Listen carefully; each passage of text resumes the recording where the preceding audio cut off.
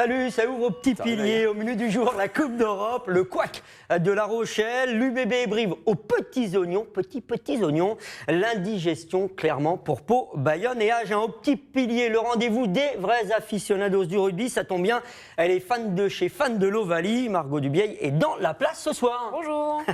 Patron du bar d'habitude, allez, il a fait le tour du comptoir, c'est lui qui va servir la tournée générale. Nicolas Morin est là également. Salut Pascal. Salut Nico, mesdames, messieurs, on est prêts, on refait le match? On est bien là. Allez. C'est parti pour le couac de La Rochelle. Aïe, 3 fois, 4 fois, 5 fois, aïe pour La Rochelle en Champions Cup. Rien à faire contre Exeter, lourde défaite. Le score 12-31. Ça fait mal. Quand ça veut pas, ça veut pas. Ouais, ça fait mal, mais en même temps, c'est clairement une différence de niveau entre La Rochelle et Exeter sur ce match-là. La Rochelle, les mêmes mots qu'en championnat, qu'en top 14, une équipe en difficulté, qui est 9e simplement. En France, ça ne peut pas faire de miracle en Coupe d'Europe. Et puis les Anglais, ben voilà, à l'anglaise, occupation du terrain, costaud, physique. La Rochelle, ça me fait penser à ces équipes françaises dans les sports co depuis toujours, qui jouent bien, font des jolis trucs, puis à chaque fois il manque ce qu'il faut, il manque le sérieux. C'est comme l'anglais, c'est du Shakespeare. Et le ballon qui glisse. Et à l'arrivée, tu prends 30 points chez toi, et puis tu veux déjà quasiment dire au revoir à la Coupe d'Europe. Voilà. Justement, des fautes de main à tout va, 4 essais encaissés, bonus pour Exeter. Le fameux 5-0, comme on dit en Coupe d'Europe, c'est-à-dire 4 essais plus le bonus offensif, ça fait mal, l'adversaire il a rien. Clairement, La Rochelle, c'est bye-bye, un petit tour et puis s'en va quoi. Bah, je pense que là, ils ne sont pas vraiment au niveau. Déjà, ils devraient se concentrer sur leur top 14, parce qu'ils ne sont pas vraiment au niveau auquel on les espérait. Donc, je pense que voilà, l'Europe, ça va être un peu compliqué pour eux. Et puis samedi, il faisait beau à La Rochelle, contrairement à ce qui se passait un petit peu au sud de la région. Donc, ça ne peut pas être un match fermé à l'anglaise, avec la pluie, le vent, ça joue devant, occupation du terrain. La Rochelle avait un terrain 5, il y a des joueurs de ballon. Mais ils ne sont pas arrivés. Alors, je le disais tout à l'heure, c'est une question de niveau, oui, je pense. Une question d'habitude, à ne pas commettre de fautes, à ne pas perdre des ballons inutilement. Et puis, perdre d'entrée comme ça contre un adversaire qui n'est pas forcément plus le favori de la poule, ça va être super compliqué. Alors, on a vu, on va regarder le premier tweet de ce petit pilier. C'est Exeter le patron, ou plutôt, je dirais moi, c'est La Rochelle qui a déjoué. Puis La Rochelle qui a peut-être eu dans l'idée de sortir, de retrouver ses crampons, de se remettre dans les bons crampons. Parce qu'on est 9e du top 14, avec 5 défaites et seulement 4 victoires en ce début d'année. Ça va pas bien, quoi. C'est la greffe irlandaise qui a peut-être du mal à prendre du côté de la Charente-Maritime. Ronan O'Gara, le coach de La Rochelle. Alors c'est vrai, plus sérieusement, qu'il y a un changement d'habitude. La Rochelle a été super performante. On a tout changé, mais c'est pas bon. Non, il faut du temps pour avoir de nouvelles méthodes. Je pense que La Rochelle n'est pas encore complètement remise du départ de Colazo. Il y a plus d'un an, il faut changer les habitudes d'entraînement, de jeu, même si les joueurs ont bougé, mais pas tant que ça. Il y a une nouvelle méthode, une nouvelle structure. Alors bon, La Rochelle, après, ça reste quand même une des bonnes équipes du top 14, qui est quand même en demi-finale assez régulièrement. Pour l'instant, c'est moins bien, mais bon, la saison, elle dure après, quand même. Ils sont qu'à quelques points. On dit qu'ils sont 9e, mais voilà, ils sont à quelques points, 20, 21 points des 4 premiers, je crois. Du 4, ouais, c'est ça, ouais. Seul rayon de soleil dans cette bien triste week-end, c'est triste à Venise, sous la pluie. Oui, ça c'est sûr. Pas qu'à Venise, c'est le sud de la région aussi. C'est le rayon de soleil, on va le voir. C'est l'arrivée de Jules Plisson. Il y a le Stade français, lui, cette bonne route. Alors, est-ce que c'est un peu ironique? Je ne sais pas. Le club formateur lui dit bon vent, entre guillemets, va là-bas à La Rochelle. Il fait immédiat, ce qui est quand même assez rare. En tout cas, l'arrivée de Jules Plisson, est-ce qu'il va réussir à se fondre dans ce jeu de La Rochelle? À Chaban, samedi, on disait c'est peut-être pas la solution. C'est un premier match pour Jules Plisson. Déjà, il a 28 ans, 14 ans au Stade français. Ça veut dire qu'il a grandi là-bas. Il est né au rugby au Stade français. Il a été champion là-bas. Il a joué au plus haut niveau. Il a été international grâce à ses perfs au Stade français. Du jour au lendemain, même s'il est en conflit quand même avec ce coach, etc. Il quitte Paris. Il arrive à La Rochelle dans une équipe qu'il ne connaît pas, des systèmes de jeu qu'il ne connaît pas, des combinaisons qu'il ne connaît pas. Il va avoir besoin de temps. Mais pour La Rochelle, moi, je pense que c'est une bonne recrue parce qu'il est solide, il est sobre, c'est un buteur. C'est un meneur d'attaque. Il sait faire beaucoup de choses, Jules Plisson. Alors c'est vrai que c'est super étonnant qu'il s'en aille comme ça en cours de saison. On n'est pas habitué au rugby à voir ça. Et là, du jour au lendemain, il s'en va. Merci, ciao, bon communiqué. Il n'a même pas dit au revoir aux supporters. Bord de terrain. Alors, il n'a même pas dit au revoir aux supporters. Il n'a même pas dit au revoir aux supporters avant l'histoire. Jules Plisson et le Stade français, c'est quand même une belle histoire qui se termine comme ça. Alors, il y a eu un communiqué pour dire qu'il partait à 23h38.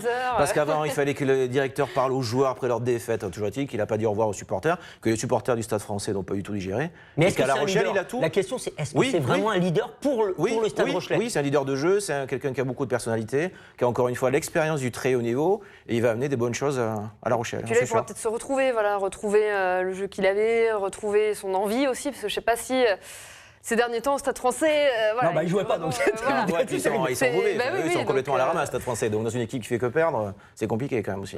Ah, Stade français à la ramasse, Coupe d'Europe, ça allait mieux, non? Bah, ils ont perdu contre Brive, le Stade français, petit taux, ils sont derniers, top 14. Alors, on va pas se moquer, mais bon, ils font un début de saison qui est pourri. Ils ressortent, ils ont voulu tout changer aussi. L'an dernier, ils ont viré leurs joueurs historiques. Bon, on n'est pas là pour parler du Stade français, mais Jules Puissant, c'est une bonne chose qu'il soit parti pour lui du Stade français et qu'il arrive à La Rochelle. C'est une vraie bonne chose. C'est fini pour La Rochelle et la Champions Cup. J'arrête pas, ouais. Quel carton jaune. L'UBB et Brive aux petits oignons. Ils nous ont mijoté un premier jour de Coupe d'Europe. C'était extraordinaire. Brive, vainqueur du Stade français, justement, 27-11. Surprise du chef, surprise tout court, ou juste continuité du début de saison? Surprise, non. Non, pas vraiment. Hein. Enfin, moi, je pense que voilà, Brive, ils avaient toutes leurs armes. Voilà, on les attendait pas forcément à faire quelque chose d'exceptionnel, mais en tout cas, ils ont créé un peu la surprise. Voilà, ils ont montré qu'ils étaient là, qu'ils étaient capables d'aller chercher un match, et qu'ils avaient tout à prouver. Puis c'est la différence avec le Stade français. Il y a une vraie équipe à Brive, un vrai collectif, un vrai système de jeu, un staff en place. Ils savent ce qu'ils doivent faire sur un terrain. Ils n'arrivent pas en disant comment on joue aujourd'hui par rapport au Stade français qui est en déliquescence totale. Mais pourtant, Brive, actuellement, ils sont 12e du top 14. Oui, c'est différent. Super bien. C'est différent. En top 14, c'est plus bon. Alors le promu, on va dire c'est le promu. Oui, mais à domicile, ils sont très très bons. Brive, ils sont impeccables. Là, à l'extérieur, ils gagnent au Stade français. Je crois que c'est la première à l'extérieur. Oui, puis qui est une équipe en grosse difficulté aujourd'hui. C'est bien pour Brive parce que ça va leur donner confiance pour la Coupe d'Europe, pour la Championnat de France, en termes de sérénité, de jeu, de mise en place des systèmes et des automatismes. Mais aujourd'hui, le Stade français, bon, il faut quand même...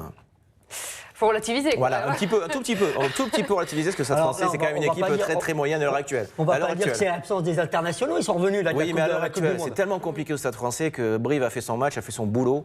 Mais voilà, il ne faut pas non plus attendre bons et merveilles. Alors, débriefiste, qu'on disait, actuel 12e du top 14, pour qui finalement, peut-être que la Coupe d'Europe, ce n'est pas l'essentiel. L'essentiel est ailleurs, notamment dans la préparation du prochain match contre, bientôt, c'est dans 15 jours, le Stade français qui va venir à Brive, comme l'a confié Mathieu Voisin, le 3e ligne L briviste, à l'issue de la rencontre. On écoute Mathieu Voisin.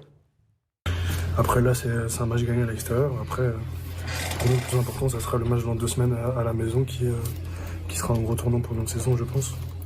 Tournant de saison, c'est pas la Coupe d'Europe. Finalement, c'est juste du bonus, la Coupe d'Europe. On se prépare pour le vrai tournant. C'est affronter le Stade français à Brive. C'est déjà quasiment, quasiment une finale pour le maintien. Parce qu'on est au tiers, je crois que ça sera la 14e journée, même dans 10 jours du championnat. 14 journées, c'est déjà presque... Bon, voilà. Il y a une grosse partie du championnat qui est déjà passée. Victoire de Brive contre le Stade français serait complètement largué, déjà. Donc c'est important pour les Parisiens. Mais Brive, à domicile, est très, très bon. Met des tolls à tout le monde, quasiment depuis le début de la saison. L'UBB a pris ramasser là-bas. Ils mettent des tolls à tout le monde. Ils sont très, très bons, Brive, chez eux. Et évidemment, leur objectif, c'est le match du Stade français. C'est vraiment quasiment une finale déjà pour le maintien. Ce qui veut dire, Margot, que Brive, la Coupe d'Europe, c'est du bonus, mais on ne va pas la jouer à fond, quoi. Ouais, je ne pense pas qu'ils la jouent à fond. Eux, ils vont surtout chercher à assurer leur saison et surtout se maintenir en top 14. Hein. Je pense que c'est leur objectif. Je ne sais pas en même temps s'il faut dire, pardon Margot, qu'ils ne la jouent pas à fond. Parce que le problème d'un sport collectif, et surtout le rugby, si vous n'êtes pas à fond, il y a des risques de blessures, il y a des risques de relâchement. Alors, il y a le risque de blessure de santé, mais il y a aussi le risque de relâchement dans la manière de jouer. Et si vous relâchez à ce niveau, si vous manquez de rythme, si vous ne jouez pas pendant 3 semaines en n'étant pas à fond, vous pouvez le payer en championnat derrière. Donc, il fait tourner, comme partout, ça joue, mais il faut quand même maintenir un certain niveau d'investissement sur un match pour éviter de tout perdre et de manquer de rythme après. C'est fini, Margot. C'est fini. C'est rapide. Le raffut, j'ai raffuté, désolé. L'UBB la jouer à fond, la Challenge Cup. Elle l'a annoncé, l'UBB, l'Union. Elle l'a assumé. Grosse équipe à Chaban, gros match, belle victoire sur les Wasps. Le score 40-30. Un match extraordinaire à voir, en tout cas à Chaban. Ah oui, c'était magnifique. Il y avait vraiment tout le jeu de l'UBB qu'on voit depuis le début. On sentait que c'était en place, que les joueurs étaient là, que les internationaux ils sont revenus, ils se sont bien réintégrés au jeu et le résultat est là. Hein. Cameron Yoki nous dit c'était super dur, c'était difficile. Les Anglais, quelle belle victoire. Et puis les Wasps, un jeu à l'anglais de chez Anglais. Physiquement, il faut y aller quand même. Hein. Contre les Anglais, il faut mettre la tête, les groupements, il faut se jeter, il faut prendre des ballons. Et ce qui est intéressant, c'est que l'UBB a envie de sortir de cette phase de poule. Jamais qualifié encore pour un quart de finale. La première génération à se qualifier pour le quart de finale. Et là, on parlait tout à l'heure de maintien de performance, d'objectifs. Et pour l'UBB, le challenge européen, c'est un vrai objectif. Puis ils ont l'effectif suffisamment large pour jouer sur les deux tableaux. Pour le moment, on verra après au printemps s'ils sont encore en course. Il faut tenir l'hiver, là. Il faut tenir mais là, la pour l'instant, c'est bien parce que ça implique tout le monde. Tout le monde joue cette compétition. Il avait changé 8 joueurs, je crois, samedi. Christophe Furios par rapport au match du week-end précédent en championnat. Il a fait des jeunes. Tout le monde ça implique tout le monde est investi, tout le monde peut s'exprimer et ça maintient tout un groupe sous pression et c'est très bien sur les deux tableaux. Ce qui a été impressionnant, et Urios l'a souligné, l'apport du banc. Alors on va le voir dans un tweet tout à l'heure, mais l'apport du banc a été hyper importantissime. Urios l'a dit sur ubbrugby.com. Le banc a fait le taf comme on le voulait. Le second du top 14 a dit on veut jouer cette Coupe d'Europe. Il va falloir faire tourner. On voit le tweet de Christophe Urios. Mais le banc a été essentiel. On gagne des matchs comme ça avec le banc. Notamment, on le voit en deuxième période. Ouas passe devant à la 69e. On se dit c'est fini. Il marque 10 points. Et non, on marque 10 points dans les 10 dernières minutes. Y compris sur un plan psychologie, parce que les entraîneurs en rugby notamment, alors il y a Eddie Jones qui l'a dit à la Coupe du Monde, sélectionneur anglais, mais Christophe Urios aussi est comme ça, comme d'autres. Ils n'aiment pas le mot remplaçant. Ils détestent ça, les entraîneurs rugby. Ils disent c'est un groupe et il y a des accélérateurs de jeu qui arrivent en fin de match pour faire la différence. On parle plus de remplaçant. Ils n'aiment pas parce que c'est une connotation négative, péjorative, un petit peu le remplaçant, c'est celui qui n'est pas au niveau pour être titulaire. Ils n'aiment pas ça. Et c'est vrai que dans le management, etc., c'est important. Et on le voit à l'UBB, les joueurs qui jouent peu rentrent et sont performants, notamment grâce au management humain. Pas simplement, mais humain aussi du staff. De toute façon, ce qui fait les grandes équipes aussi, c'est d'avoir son banc qui est là, présent, et d'avoir tous ces joueurs concentrés dans le match, et que quand tu rentres, les joueurs sont directement dans le match et sont efficaces. Image symbolique. On les salue, on les aime beaucoup. Image symbolique, on a vu Urios à la fin du match avec un grand sourire, rigoler avec ses joueurs. Toujours. On sent, il y a la mayonnaise, elle est là. Cette cohésion. C'est la patte humaine, exactement. Une vraie cohésion de groupe, les internationaux qui sont là, et puis même les joueurs étrangers qui sont aussi intégrés dans le groupe, ce qu'on n'avait pas vu avant. Il y a Jean-André Marais qui a refait son retour après un an d'absence quasiment, après une blessure au genou, qui le disait l'autre jour à l'entraînement, à la question que c'était est-ce que c'est la plus forte équipe de l'UBB et qu'il ait vu depuis 6-7 ans qu'il est là, il a dit non, pas forcément en termes de talent, mais en termes de cohésion, oui. Et c'est ce qui permettra peut-être de faire la différence au printemps. Il faut rebondir sur ce que disait Margot. Troisième thème, là on passe de... Là on était bien, on a bien digéré. Ça va. L'indigestion c'est pour maintenant. Indigestion pour Pau, Bayonne et Agen. La soupe à la grimace, on commence par Bayonne, 13-20 contre Toulon. À Bayonne. Ouais, mais c'est pas... Bayonne. Je vais pas dire ils s'en foutent, je vais dire franchement, alors autant il y a des équipes qui préparent et qui se servent de la Coupe d'Europe au championnat, autant Bayonne, on préserve tout le monde, on est un effectif forcément pour des questions budgétaires qui est plus limité qu'à l'UBB ou ailleurs. La Coupe d'Europe, c'est clairement pas un objectif.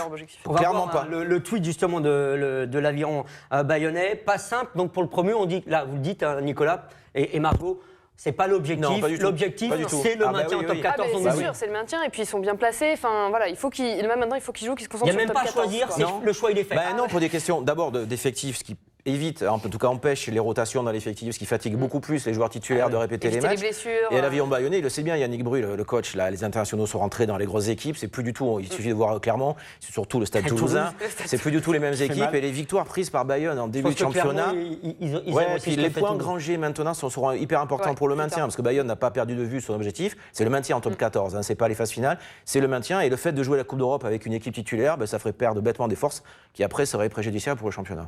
Pour être entraîneur, bayonnais. Non, je lui laisse, Yannick Bru. Je lui laisse, il est bien plus compétent. Non, mais il est bien plus compétent. Bien plus compétent. Bien plus compétent. Pour Agen, même combat, même chose. C'est quasiment les cas un petit peu à part, ou pas d'ailleurs. La Coupe d'Europe n'est clairement pas un de leurs objectifs. La section paloise n'a rien pu faire contre les Anglais. 41 pour Leicester, 20 pour... Non, mais les Anglais... Comment... Ouais, puis c'est énervant parce que la perfide Albion, on les aime pas. Ils ont pris 40 points. On n'aime pas ce que vous faites. On les aime bien, mais pas trop. Voilà. Clairement, pour la section, déjà la section paloise, bye la Coupe d'Europe. Là, c'est différent, c'était à l'extérieur, contrairement à La Rochelle, on disait tout à l'heure. Là, c'est à l'extérieur, donc perdre Leicester, où ils ont pris 40 points, c'est pas une contre-performance. Ouais, mais c'est pas mal. C'est pareil, à l'arrivée, vous avez perdu. Même 13-12, vous avez perdu. Mais c'est à l'extérieur, il faudra voir le premier match de la section à domicile. voir leur investissement, voir leur comportement. Et si jamais ils gagnent, ils joueront leur qualif. À l'extérieur, prendre une tôle d'entrée, c'est pas très important. Nico, non, à l'extérieur, non. Ça vous gêne pas? Lucaré, on va voir un tweet de Lucaré qui dit on admet la supériorité des Anglais sur cette rencontre, ils étaient plus forts. C'est un aveu que clairement la Coupe d'Europe, pas sur la Coupe d'Europe, sur un match, non, oui. Mais voilà, sur le match, les Anglais, ils étaient très forts. Ils avaient pareil, hein, ils avaient leurs internationaux qui étaient revenus, ils sont bien revenus. Ils ont montré que voilà, ils étaient plus forts. C'est pas forcément l'équipe qu'on attendait, quoi. Non, mais c'est compliqué. On voit Agen qui a été battu par Édimbourg. Édimbourg, c'est pas un grand d'Europe. On voit Exeter qui gagne à La Rochelle. Leicester qui met une tôle à Pau. Oui, voilà. Alors certes, il y a d'autres clubs français qui ont gagné. Toulouse a fait grosse perf, etc. Le Racing hier aussi. Mais bon, globalement, le niveau moyen des clubs d'outre-Manche semble supérieur à celui des Français. Oui, on va pas. Je commence à me protéger, mais c'est pas grave. Mais je pense qu'il y a un peu plus de performance dans les clubs d'outre-Manche global qu'en France. Agen a fait tourner 12 changements dans cette rencontre. Bon là, le choix contre Édimbourg, contre des Écossais. On a tenu une vingtaine de minutes pour Agen et puis après on a pris 3 essais en quasiment 11 minutes en première période. Après ça cabale, les Écossais, ça joue au ballon, ça court. Ça joue bien, c'est le prochain adversaire de nos amis de l'UBB. C'est la fameuse poule 3, c'est la même poule. On peut dire même une poule de la mort, parce que c'est les Wasps, Édimbourg à Agen. Pour les Agenais, le choix il a été assumé. Bon là c'était top 14 forever, I love top 14. Puis les Agenais, ils ont l'habitude de mettre des jeunes joueurs ou des joueurs qu'ils n'ont pas vu beaucoup jouer sur ce genre de match pour voir ce qu'ils donnent et pour après essayer de les intégrer à l'effectif pour la top 14. Ça peut leur servir parce qu'ils sont 12e, le top 14. Là, la priorité elle est claire, c'est comme pour Bayonne. Même si Bayonne fait un bien meilleur début de championnat, mais c'est le championnat pour Agen aussi, bien évidemment. C'est le maintien. Finalement, la défaite pour Agen, c'est pas le moindre mal. Ce qui pose problème, on va le voir sur la dépêche. 3 blessés. Briat contre Édimbourg, Vincent, Pierce qui sortent cassés en deux. Donc problème au coude, ça peut durer. Oui, il y a des chances. Ça, c'est la super mauvaise nouvelle. Oui, parce qu'un effectif qui est plus limité, c'est compliqué, ça c'est sûr. Et Thomas Vincent n'est pas dans une très bonne situation là en ce moment, donc avoir 3 blessés, c'est un coup dur. Coup dur, ça veut dire que là, on est clairement dans le problème, c'est que la Coupe d'Europe, c'est du bonus, mais ça peut être du bonus-malus. Ça peut être du malus. La Coupe d'Europe, c'est pas comme au foot, il faut le rappeler. C'est-à-dire que les 6 premiers du championnat sont qualifiés pour la Champions Cup, on va dire la Ligue des Champions de rugby. Et là, tout le monde l'a fait, la deuxième. Il y a obligation de jouer. Du 7e au 14e, vous jouez la Coupe d'Europe. Vous ne qualifiez pas pour ça. Donc, quelque part, pour des clubs comme Agen, pour des clubs comme Bayonne, éventuellement, comme ça, vous subissez le fait de jouer ces matchs-là. Avec des effectifs plus limités, on revient sur ce qu'on disait tout à l'heure, avec peu de moyens. Donc, vous lancez des jeunes joueurs, mais vous ne pouvez pas non plus lancer 15 jeunes joueurs. Parce que s'ils sont au niveau inférieur, championnat, c'est plus compliqué, il ne faut pas qu'il y ait des risques de blessures importants en Coupe d'Europe, mais vous prenez le risque, de manière obligée, de perdre des joueurs importants. C'est difficile de ne pas perdre le rythme et de ne pas blesser ses meilleurs joueurs, c'est difficile. Olivier Campan, qui était le coach ce jour-là d'Agen, disait « Moi, je suis plutôt rassuré, en fait, je suis content de la performance de mes jeunes. » Oui, c'est bien pour eux. C'est ce que disait Margot tout à l'heure, ça leur permet de s'aguerrir. Voilà. Il leur laisse leur chance sur ce genre de match qui n'a pas beaucoup d'importance pour Agen, pour voir comment il peut les intégrer après à son effectif. Puis en formation, c'est le meilleur de France, en tout cas le plus performant. Donc là, c'est l'occasion pour des joueurs qui ne sont pas encore complètement en top 14 ou qui sont remplaçants, même jeunes, qui sont barrés par la concurrence pour l'instant, de se montrer et de montrer aux coachs aussi qu'ils peuvent jouer à un niveau sympa. Et de s'aguerrir aussi face à des équipes qui envoient. Édimbourg, c'était costaud. Mais de jouer un rôle aussi. Et de jouer un rôle aussi, pourquoi pas dans l'équipe en top 14. Ça pique, il y a quelques gros bébés. Dernière question, on va prendre un peu de risque, on va s'impliquer un peu. Alors, c'est pour Margot.